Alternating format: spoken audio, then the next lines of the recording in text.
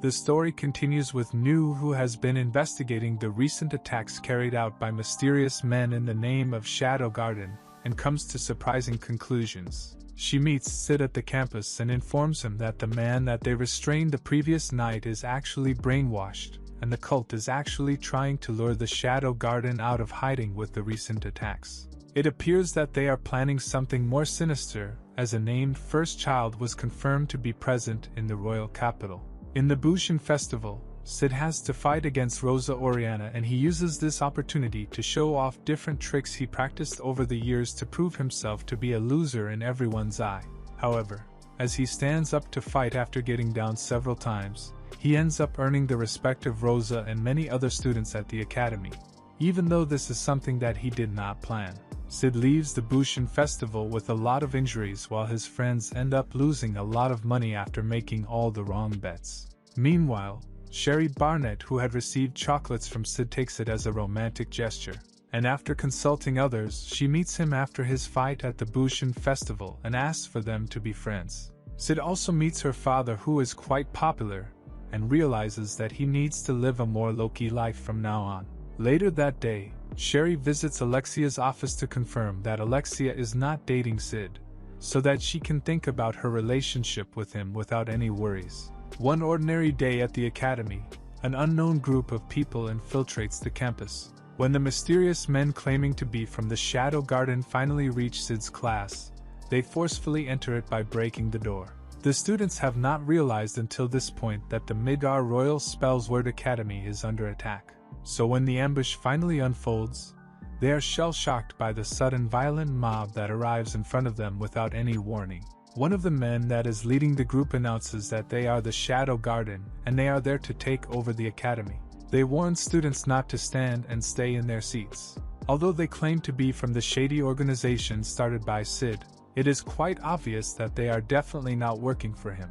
As Nu has suggested earlier, there is a good chance that these men are working for the cult of Dabulos, and they are doing everything to defame Shadow Garden.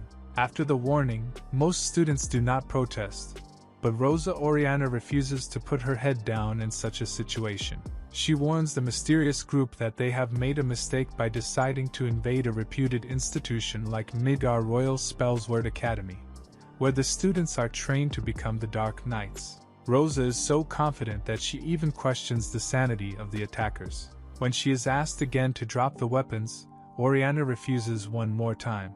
After this, the vocal leader of the group uses a tool, following which Rosa realizes that she can't use her magic.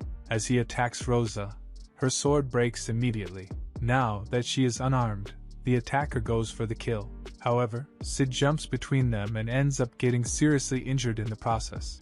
After Sid is attacked, he falls into Rosa's arms, who starts crying looking at him in his terrible state. She recalls the fight they had in the Bushin festival and feels that he probably cared deeply for her. Sid then appears to take his last breath in her arms. The terrorists force every student in the academy to go to the auditorium, where they closely monitor them. Meanwhile, Sid finally wakes up when he is all alone. It turns out that he can stop his heart from beating and manage to still stay alive by controlling the flow of blood to his brain. He then starts monitoring the situation from the terrace and decides to play with the terrorists. Sid uses his powers to shoot several of them in their head while remaining hidden like a sniper. By this time, some of the terrorists looking for the artifact that Sherry has been studying manage to get to her room. As they are about to steal it from her, two members of the Crimson Order come to her rescue and start resisting the terrorists. This gives Sherry a small window of opportunity to escape. Unfortunately, the Crimson Order soldiers can't use their magic, so they are no competition for their enemies. Luckily, Sid sees Sherry running in the corridor as she stupidly avoids getting noticed, and he ensures that he keeps killing every terrorist that noticed her in her stupid stealth mood.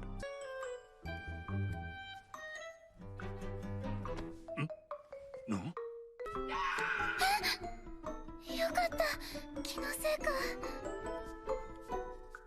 He eventually meets her when she is about to fall down the stairs, and the two then go to the assistant principal's room to discuss the situation. She tells him about the Eye of Avarice, which is a device that can absorb magical energy from magical tools along with any dark knights that come in its range. However, it can only store the power for a temporary time period. Its efficiency is rooted in the fact that the user can set specific magical frequencies that they don't want the Eye of Avarice to absorb. Because of this reason, the terrorists were able to use magical energy in their attacks even though they used the device to stop everyone else from shaping their power.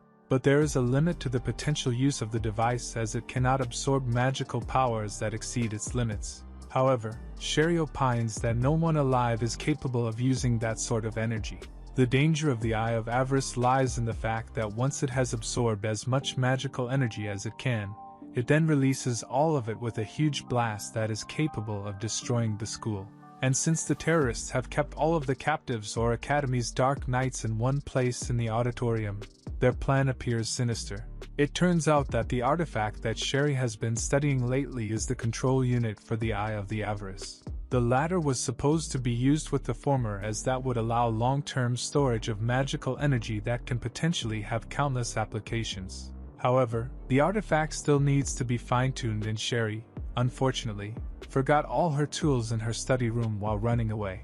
Therefore, Sid volunteers to bring it back so that they can stop the terrorists. Sherry plans to use the artifact to stop the terrorists by bringing it closer to the Eye of Avarice. She tells Sid that there are tunnels under the ground that could provide them access to the auditorium. While he is impressed, Sid believes that her plan is not perfect but decides to play along. He goes to collect the tool and kills the terrorist who has previously tried to attack Sherry in her study room. When he finally reaches her room, he finds Nu there taking cognizance of the situation. Nu reports that the members of the Shadow Garden are already on the ground and are awaiting his orders. However, Nu adds that because of the Eye of the Avarice, they cannot operate as efficiently as they usually do. Meanwhile, Sid is confident as he plans to get the artifact fine-tuned so that the terrorists can no longer hinder the magical abilities, opening a chance for them to fight back. So, the Shadow Garden will wait in the meantime for the right opportunity to strike. Once Sid provides Sherry with everything she needs, the young researcher begins the process of fine-tuning the artifact so that she can use it to stop the terrorists. It does not take her long to complete her task, but when she is heading to the auditorium through the tunnels, Sid refuses to go with her. He asks her to save the world and argues that there is nothing left for him to do.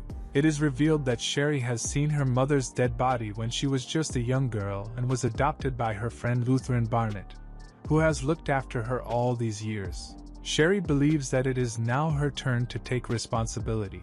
When she finally reaches the auditorium, she uses the artifact and the students suddenly are able to use their magical powers again. Chaos ensues as the imposter Shadow Garden members, who have just been killing innocent students until this point, become the hunted all of a sudden. To make matters worse for them, the real Shadow Garden arrives on the scenes and begins to take them down, while the students run to safety. While the fire spreads in Midgar Academy for Dark Knights, the leader of the imposter's Shadow Garden uses this as a cover to run away. He eventually ends up in Assistant Principal Lutheran Barnett's office where Sid is surprisingly waiting for him. When he confronts the mysterious man, it is revealed that the leader of the terrorists was none other than Lutheran himself.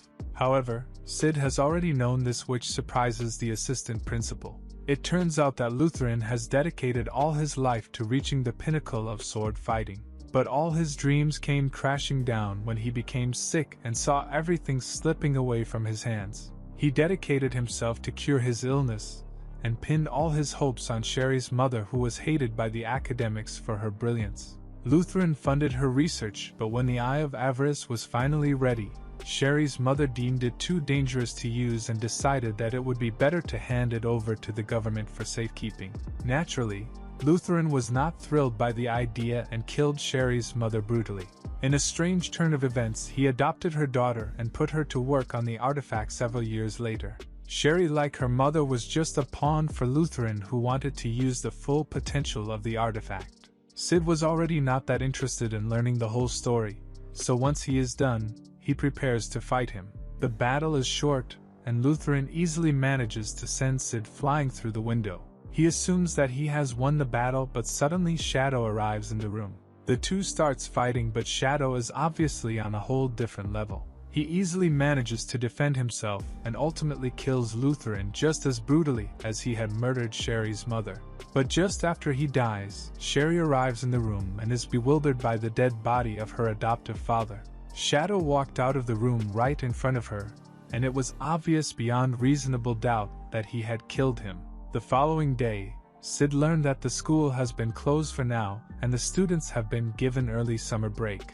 While he is standing outside the campus, Sherry walks up to him and tells him about her plan to drop out of Midgar Academy for Dark Nights. She now wants to go to Laogas, the academic city, to continue further education.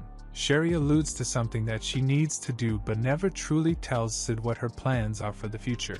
It is obvious that her father's death has deeply scarred her. It seems that Sherry does not plan to forgive Shadow for what he has done. It is therefore not too hard to imagine that she will most likely return at some point to take revenge for her father's death. And that's the end of the video. Please tell me your opinion and like the video. Take care and stay tuned for more videos.